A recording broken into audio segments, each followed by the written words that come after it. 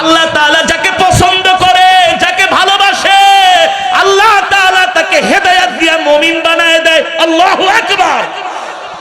আবু জেহেল চেয়েছিল সে যাতে আল্লাহর নবীর কাছে কত ষড়যন্ত্র করছে, কিন্তু আল্লাহ তাআলা তাকে ভালোবাসে।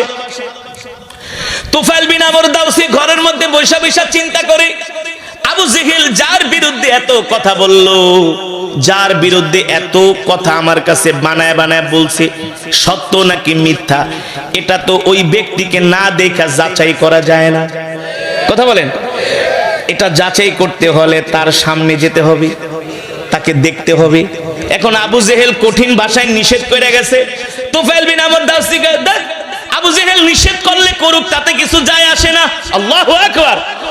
আমি নিজের চোখ দিয়া যায় মুহাম্মদকে দেখবো। আর আস্তে কোন সুবহানাল্লাহ।